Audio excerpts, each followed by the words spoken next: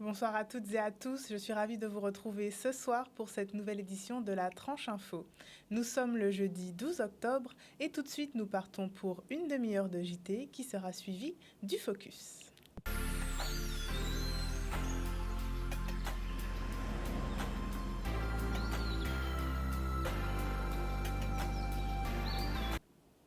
Il y a quelques jours, le jeune Gouaric Landry était de retour sur son île. Il a eu un parcours exceptionnel, il est devenu le plus jeune pilote commercial d'Europe et il nous fait l'honneur d'être sur notre plateau ce soir. Bonsoir Gouaric. Bonsoir Canal 10, bonsoir la Guadeloupe. Merci de votre venue.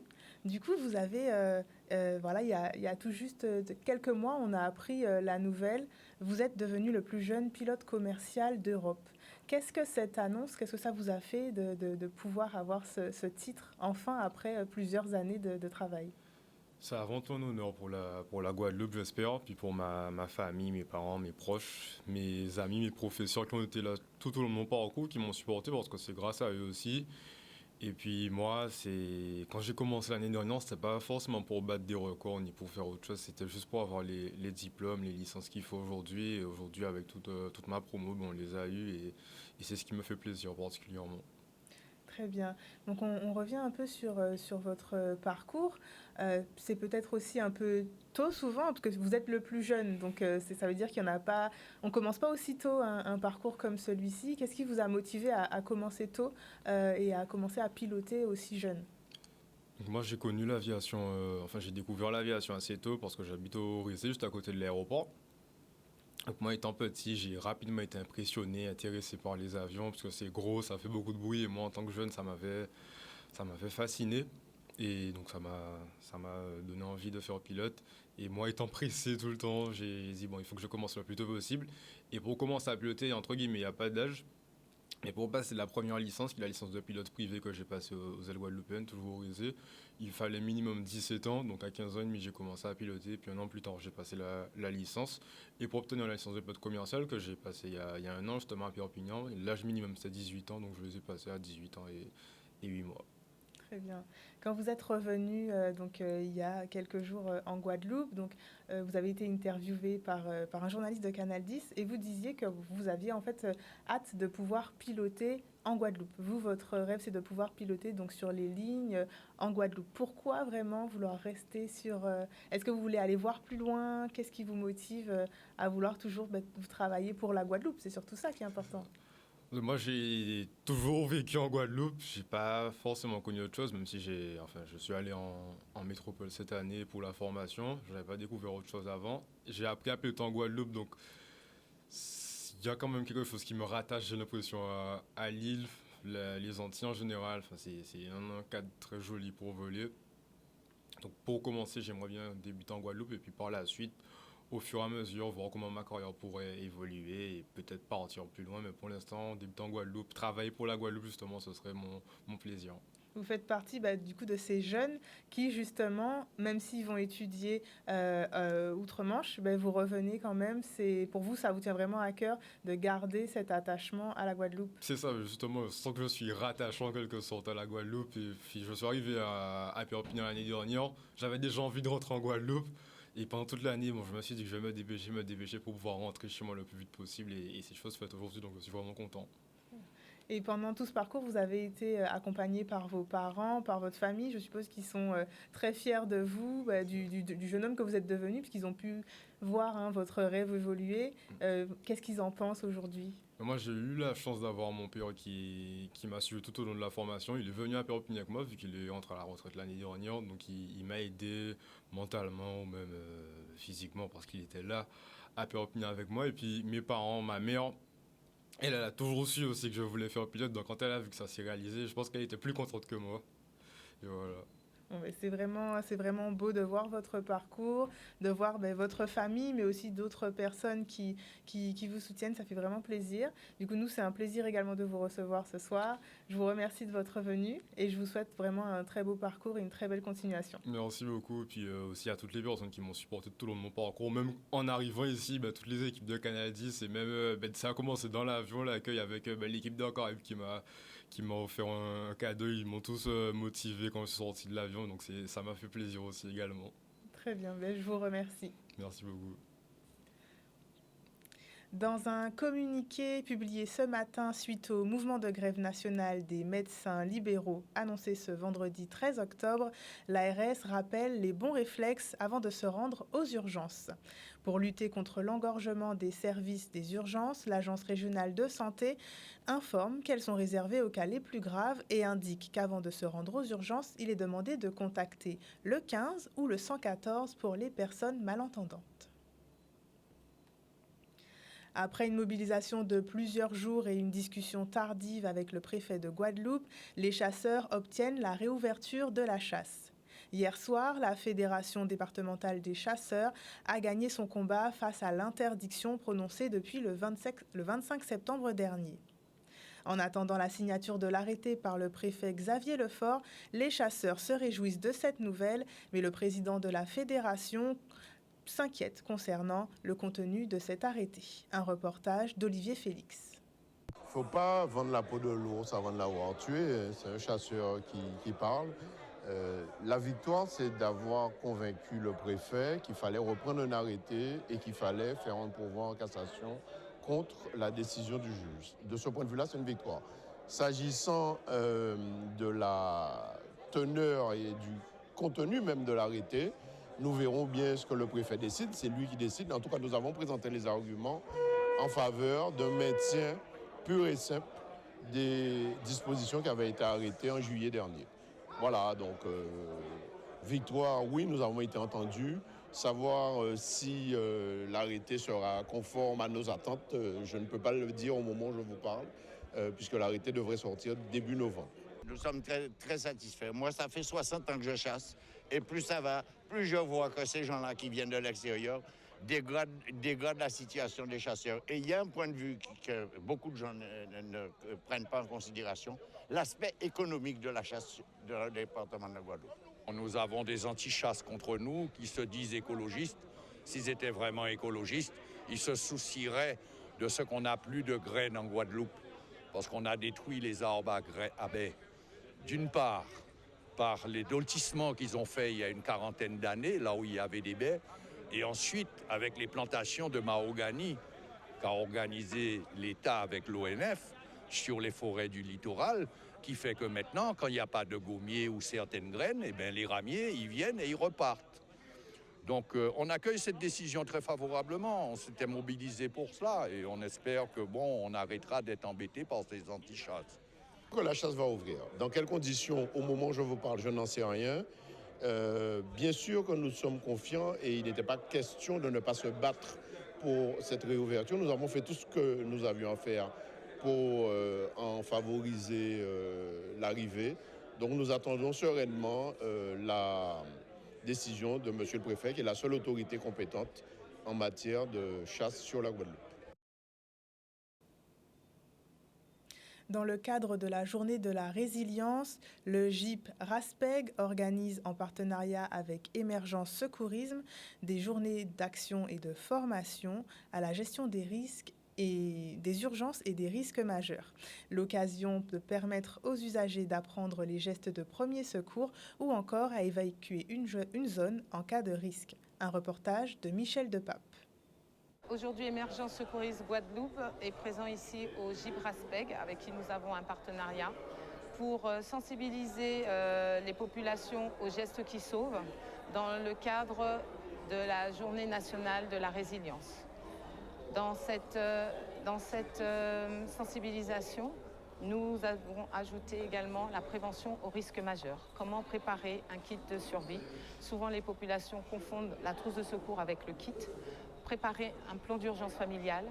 Ce matin, personne n'avait de plan d'urgence familiale. Comment évacuer en fonction des différents risques?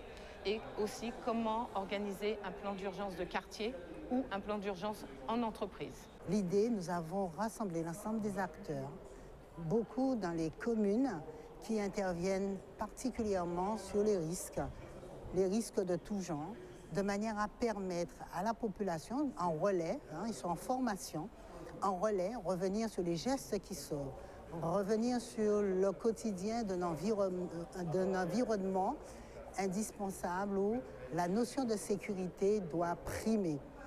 Et nous permettre d'avoir des relais également, en fait, l'idée c'est bien cela, nous permettre d'avoir des relais en territoire, incitant aux gestes qui sauvent, en rappelant les numéros d'alerte, des numéros qui permettent d'aider les personnes en situation de vulnérabilité et revenir un petit peu sur toute la pratique, toutes les formations, tout ce qui touche à la sécurité au quotidien pour les personnes vulnérables, les aînés, les enfants, mais également pour la population d'une manière générale dans le cadre de la sécurité. Nous avons pensé que ce serait le bon moment pour refaire le point sur la qualité des messages à diffuser aux populations en cas de difficulté, pour être encore mieux préparés.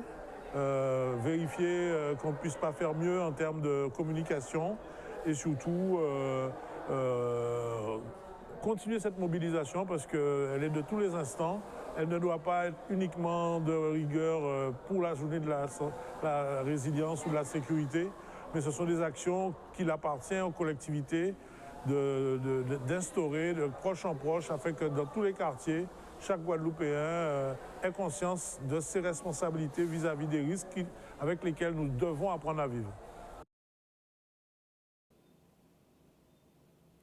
Pour parler de la chlordécone en confrontant différentes voix et opinions, l'IREPS se tourne vers le numérique et s'ouvre au contenu audio. Ce matin à Jarry, le podcast FAP a été présenté à la population. Ce projet, en lien avec le programme Titiri sur la pêche et la chlordécone, abordera les différentes questions liées aux pesticides et à ses conséquences en termes de santé et d'environnement. Reportage. Aujourd'hui, nous sommes au lancement du podcast FAP, donc le premier podcast qui parle de chlordécone. Et nous sommes au Café Papier, voilà, pour présenter ce projet à la population et parce qu'on espère qu'il sera largement diffusé par les médias. C'est un projet qui voit le jour après un an de travail, un an de collaboration avec l'IREPS Guadeloupe, Saint-Martin et Saint-Barthélemy. Donc l'idée, c'est de produire en fait un nouveau média qui apporte le sujet de la chlordécone différemment et qui permet de s'informer au fil des discussions avec les invités. Donc il y a 6 épisodes et ils seront disponibles sur toutes les plateformes de streaming, Spotify, Apple Music, etc. dès aujourd'hui. L'IREPS en fait a pour mission d'informer la population sur la chlordécone à travers 2 programmes, donc qui sont des programmes de promotion de la santé, Jaffa et Titiri. Et le programme Titiri a mis en œuvre le projet FAP, donc le projet de podcast, pour aller plus loin, pour répondre aux questions de la population, informer et vraiment avoir une démarche transparente, sans langue de bois, discuter des différentes thématiques qui préoccupent la population. Le podcast va croiser plusieurs opinions, donc on a plusieurs invités qui vont parler de leur santé, du cancer, qui vont parler aussi des médias. Pourquoi est-ce que les médias n'en parlent pas plus sous un certain angle? Est-ce qu'il faut en parler un peu plus? Qui vont parler aussi du rôle et de la responsabilité de l'État, de la justice, de comment s'approvisionner. Voilà, toutes ces questions sont parcourues à travers le podcast. Pour mettre en avant la filière du BTP auprès des demandeurs d'emploi, le Pôle emploi Guadeloupe et Île-du-Nord organisent la 3e édition de la Semaine nationale des métiers du bâtiment et des travaux publics. Pendant 2 journées, le public a pu découvrir les métiers, les formations et les emplois disponibles sur le territoire. Aujourd'hui, les ateliers immersifs Batibox se sont arrêtés à Basse-Terre pour permettre aux demandeurs d'emploi de se familiariser au métier par la pratique. Un reportage d'Olivier Félix. Il est important pour nous, oui, d'être acteurs sur ce secteur du BTP, puisque tout comme au national, c'est un secteur qui a des besoins où il faut que les demandeurs d'emploi puissent se projeter. Et c'était l'objectif de cette journée, donc d'être dans la découverte des métiers. Formatec est un opérateur majeur dans le domaine de la formation et de l'insertion professionnelle. Donc c'est tout naturellement qu'à l'initiative de Pôle emploi Basse-Terre, nous avons répondu à cette journée de présentation de nos formations. Nous sommes partis bien sûr des demandeurs d'emploi inscrits. Il y a aussi des demandeurs d'emploi qui ont été informés et qui se sont présentés spontanément et qui ont été accueillis sur les différents stands qui ont été mis en place avec Formatec. Nous avons essayé de proposer des formations qui démarrent assez rapidement, qui proposent aux visiteurs une perspective de démarrage et de formation immédiate. Donc nous avons coffreurs-bancheurs, nous avons intervenants en termes d'installation thermique et sanitaire et nous avons également charpentiers. Beaucoup d'entre eux ont adhéré à cette manifestation parce alors c'est vrai qu'on a d'abord promu cette journée auprès des demandeurs d'emploi qui avaient manifesté un intérêt pour le BTP. Donc ils ont pu avoir des réponses concrètes en pouvant s'inscrire, se préinscrire en tout cas sur des sessions de formation. Mais c'est aussi de leur permettre de se projeter, de leur permettre de se reconvertir aussi, de pouvoir donc voir comment ils peuvent évoluer professionnellement. Et donc oui, ils étaient très contents de participer à cette manifestation. Vous savez, le monde de l'emploi en Guadeloupe est en pleine évolution. Le monde du BTP évolue après la crise que nous avons connue. Donc la demande, elle est partout. Formatec essaie de se positionner sur tout le territoire. Donc nous proposons 2 lieux, effectivement, Jarry, où il y a une forte densité de demandeurs, mais également Basse-Terre, pour une question de proximité. C'est à nous aussi d'être au plus près des demandeurs et de leur donner des solutions logistiques pour avoir moins de déplacements, de créer des zones de cours, des plateaux techniques qui leur permettent d'allier, de venir au plus vite sur le lieu d'apprentissage. L'objectif est bien sûr de renouveler ce type d'action donc, sur tout le territoire, puisque Basse-Terre a été pionnier donc, suite à une boîte à challenge qui a été mise en place donc, dans le secteur du BTP. Donc de mettre en action ce qu'on a appelé les Batibox et de pouvoir donc, aussi se projeter dans la... Pour permettre l'accès aux informations et aux droits, les services publics se rendent aux côtés de la population. Sur la place tricolore de Sainte-Rose, le France Service Tour a réuni ce matin ses différents organismes partenaires. L'occasion de répondre aux nombreuses questions des administrés sur leurs droits. Un reportage de Charlie Dagonia. Aujourd'hui, on a souhaité organiser le France Service Tour. Donc, c'est dans le cadre des journées portes ouvertes France Service. Donc, en fait, c'est vraiment faire connaître justement le service Espace France Service et avec nos partenaires, on peut les réunir au même lieu pour que les usagers puissent justement les rencontrer et pouvoir poser leurs questions sur leurs droits. L'objectif aujourd'hui pour la CAF est de vraiment venir à la rencontre de la population de Sainte-Rose pour faire le point par rapport à leur dossier et voir éventuellement les droits auxquels ils pourraient prétendre. Donc pour la CAF, c'est vraiment important justement que nous puissions aller vers nos allocataires. C'est vrai que ça peut être trop difficile pour eux de venir vers nous. Donc autant que faire se peut, on participe à ce genre d'événements avec les différents partenaires pour aller à la rencontre de notre public.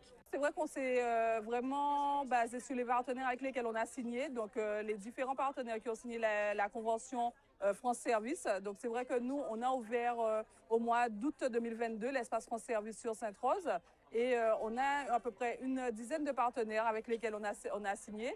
Donc, ce sont des partenaires du service public, mais aujourd'hui, on a souhaité également étendre la manifestation aux différents partenaires avec lesquels on travaille quotidiennement, par exemple dans le cadre de l'amélioration de l'habitat ou aussi par rapport à l'insertion des jeunes. Alors, c'est vrai qu'ils se sont beaucoup déplacés pour le chèque énergie, puisqu'on a eu une campagne SMS qui les invitait à venir s'ils avaient un chèque énergie à enregistrer.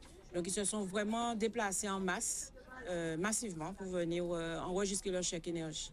La préoccupation, je pense que vraiment, nous, on a voulu sur Sainte-Rose mettre un accent sur l'accès aux droits. Pour nous, c'est primordial, puisqu'on entend partout qu'il y a ce problème de précarité qui grandit sur le département.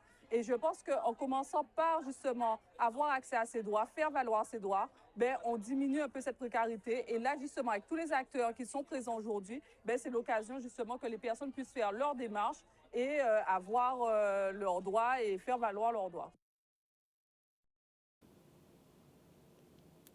Et ce soir, nous recevons Christophe Agelan, réalisateur du film Les Mules Invisibles, un film inédit et 100% antillais. Bonsoir, monsieur Agelan. Bonsoir. Donc on dit que c'est un film inédit 100% antillais car la distribution ne compte que des acteurs antillais, c'est bien ça? Tout à fait. La Très distribution, les techniciens, les comédiens donc, et même l'idée originale en fait qui vient d'un monsieur qui s'appelle Jean-Michel Loutobi, et puis le scénario, tout est 100% antillais. Très bien. Donc Les Mules Invisibles, c'est l'histoire donc d'un trafiquant de cocaïne antillais qui revient en Martinique après avoir organisé l'approvisionnement de la filière en Amérique du Sud. Donc du coup, c'est aussi un retour pour lui au pays. Donc il retrouve des amis d'enfance avec qui il va repartager des moments. L'idée justement de ce film, elle vient d'où? D'où ça vient tout ça? Alors, il faut que je fasse un petit peu de contexte en fait. Donc moi, je suis donc réalisateur et j'avais été appelé dans le cadre d'ateliers qui étaient réalisés par la Mille Nord. La Mille Nord, c'est la mission locale Nord, donc en Martinique. Et je devais aider des jeunes en fait à faire leur premier court-métrage. Donc il y avait un timing, etc. Et à la fin de ces ateliers, le directeur de la Mille Nord, c'est pour ça que j'ai cité tout à l'heure monsieur Loutobi, Jean-Michel Loutobi, il me dit, écoute, j'aimerais qu'on aille un peu plus loin avec ces jeunes, pourquoi pas aller vers le long métrage. Alors je lui dis à l'époque, un long métrage, ça se fait pas comme ça prend du temps, c'est compliqué, faut écrire le sujet, faut travailler, etc. Pardon. Et en fait, il me donne le script, il me dit, écoute, si tu peux, tu regardes. Et à cette époque-là, nous, on travaille d'ailleurs toujours sur un de nos projets qui s'appelle Arifa, qui est également un long métrage. Donc on savait le temps qu'il faut, etc. Et avec mon associé, Nedeb, je lui dis, bon, j'ai reçu un script, je l'ai lu. Et je sais qu'on n'a pas le temps, mais il y a quelque chose, il y a un sujet, il y a un thème qui est assez sympa. Qu'est-ce que tu en penses? À cette époque-là, on devait donc partir à Cannes, on se préparait, c'était compliqué parce qu'il fallait justement aller faire des démarchages, etc. Il me dit, on n'aura pas le temps de toute façon. Mais comme il est comme moi, passionné, curieux, il lit. Et pareil, il me dit, ouais, il y a un sujet, mais il faudrait qu'on réécrive parce que faudrait qu'on retrouve des accroches. Bon, effectivement. Donc c'est ce qu'on a fait en fait. On l'a proposé donc au directeur de la Mille Nord en disant, voilà, nous, il faudrait qu'on réécrive. Est-ce que ça vous pose un problème? Il nous a dit, non, allez-y, pas de problème. Donc on a en fait Neneb, donc mon co-auteur, il a trouvé une belle idée qui était ce qu'on appelle de faire un film choral, donc des histoires croisées en fait avec des personnages. Et on part dans cette idée, donc on réécrit le scénario et donc on le propose, c'est validé, pas de problème. Il dit bon, on va y aller, hein, mais s'il faut y aller vite. Parce que, en fait, pour faire un film, un long métrage, il faut aussi le dire, il faut des sous. C'est le nerf de la guerre. Et lui, et la Mille Nord, il venait quand même en gros financeur, mais on s'est dit, bon, donc si on y va, on a beaucoup réfléchi. Et à un moment donné, il y a un déclic, on se dit, on y va. C'est un projet un peu fou parce qu'en fait, on se dit, il faut y aller, il faut tourner avant août. Et à l'époque, on est donc à Géodésie juste après Cannes, donc mai. Avril-mai, et donc on a 3 mois grosso modo pour réécrire, pour trouver l'équipe, faire le casting, trouver les lieux, faire les repérages, monter, enfin tout ce qu'il y a à monter dans une production. C'est un avantage aussi entre guillemets que nous on a, c'est-à-dire que nous on a fait quand même pas mal de courts-métrages sur les 10 dernières années, donc c'est vrai qu'on a une certaine expérience sur certaines choses et on s'est dit bon, ce ne sera pas un court-métrage, ça peut pas être un court-métrage, mais on a des ingénieries qui nous ont permis de réfléchir à comment ça aurait été possible de le faire en si peu de temps. Et en fait, à chaque fois qu'on a sollicité des techniciens, parce qu'on s'est dit il faut une équipe qui soit chevronnée quand même, des gens qui ont de l'expérience. Donc j'ai quelques anecdotes, mais notamment pour le directeur de la photo, Chris Burton, qui travaille à la fois en Martinique, en Guadeloupe, un peu partout. Quand moi je l'appelle, il me dit c'est quoi votre projet? Vous êtes des fous, n'importe quoi. Et plus il écoute, puis il me dit ouais, vous êtes des fous, mais je suis avec vous. Et donc voilà, de fil en aiguille, pareil au niveau du son. On a Gianni Aldo qui est venu, qui a fait aussi la musique du film. Parce qu'on a une musique. En fait, on a un univers qu'on veut ancrer complètement dans le terrain, le pays. Nous, on fait du cinéma, j'allais dire, pour nous aussi, pour qu'on puisse se voir. D'où votre question de départ, finalement. Oui, il n'y a que des comédiens locaux. Et ce qui était intéressant également, c'est de rajouter, parce qu'évidemment, comme la Mille Nord participait, d'avoir des jeunes, effectivement, dans les équipes. Et ce qui a été super, et je dirais qui est encore génial, c'est que donc on a intégré certains jeunes, dont une, j'aime beaucoup la citer, Agnès Guicheron, qui a un des rôles, comme on voit sur l'affiche, qui est donc un des personnages principaux. Donc il y a une galerie de personnages, mais il y a des binômes de personnages. Et Agnès, elle avait cette volonté farouche de jouer, mais elle n'avait jamais joué. Donc elle était encadrée avec des comédiens quand même un peu plus expérimentés. Et c'est vrai qu'elle s'en est en tout cas sortie très très très bien. Et donc on a ce film choral qui est ce qu'on appelle un thriller dramatique. Enfin voilà, c'est pas avec un rythme qui est particulier, mais effectivement qui en fait quelque chose d'authentique, puisqu'on a un film 100% Bocaille. Très bien. Et du coup, c'est un film c'était un petit projet qui est devenu un gros projet et qui aujourd'hui a été sélectionné dans 2 festivals, le Cinestar Festival en Guadeloupe, qui du coup s'est déroulé le 8 octobre, exact, et le Chelsea Film Festival à New York qui aura lieu demain. Et il a déjà reçu un prix, puisqu'il a reçu hier soir le prix du public, justement du Cinestar International Film Festival. Donc pour vous, c'est une consécration ? Nous, on est vraiment très contents, en fait. Et effectivement, c'est une consécration, parce que nous, on était déjà très contents, en fait, d'être sélectionnés. Donc, d'avoir le film qui passe en sélection, qui soit vu. On arrive, donc je suis venu avec Jenny Aldou, pareil, on est venu pour représenter, supporter un peu le film, parce que c'est sa première en salle, finalement. Et hier, à la cérémonie, moi, je suis très surpris et très content de voir que le film il est porté, en tout cas on reçoit ce prix et donc voilà, on est très content. On remercie évidemment le public. Moi j'ai envie de remercier, et je le fais tout le temps, les équipes qui ont été géniales, qui ont porté en fait le film avec une énergie extraordinaire, et j'ai l'impression que c'est ça encore qui est là, qui j'espère plaira aussi aux spectateurs, puisqu'il faut savoir que le film actuellement il est en salle, enfin il sera en salle très bientôt. Très bien, justement, donc on va donner les dates. Donc je vous laisse donner les dates pour lesquelles les spectateurs pourront regarder ce film avant qu'on laisse un court extrait sur les écrans. Alors le film sera vu, alors ils seront dès demain au Cinestar, à 18h30, donc j'y serai. Donc, je repars samedi. Donc j'y serai pour effectivement, s'il y a des questions, je serai ravi de répondre aux spectateurs qui viendront. Donc voilà, 18h30 la première séance, et après il est rediffusé lundi, si je ne me trompe pas, au Cinestar. Il sera diffusé également au Moule. Le samedi, je donne les dates, je regarde. Le samedi 21, donc à 18h, le mardi 24 octobre à 19h, et le jeudi 26, où il y a une séance spéciale senior. Et puis au Lamentin également, au Ciné-Théâtre, le vendredi 27 octobre à 20h, le vendredi 3 novembre à 20h, le dimanche 5 décembre à 18h, et le jeudi 9 décembre à 18h. Et comme je sais qu'on est vu un petit peu partout quand même, parce que moi je regarde aussi de là-bas, il sort également en Martinique le 20, donc la semaine prochaine, le 19 avant-première, donc sorti le 20, et en Guyane le 27. Vous pouvez l'avoir sur vos écrans dès le 27. Très bien, merci beaucoup pour nous avoir parlé donc de ce film magnifique. On espère que vous pourrez tous pouvoir assister au moins à une séance pour découvrir cette distribution 100% NCS, ce film vraiment qui mérite, je pense, d'être vu par un grand nombre. Merci Monsieur Agelan. Merci beaucoup. Après Paris, la Guadeloupe aussi organise sa journée paralympique. Aujourd'hui, au Palais des Sports du Gosier, la délégation régionale académique à la jeunesse, à l'engagement et au sport a accueilli plus de 500 personnes avec et sans handicap venues tester des disciplines sportives paralympiques. Établissements scolaires et établissements sociaux et médico-sociaux se sont prêtés au jeu. Un reportage de Maxime Morel.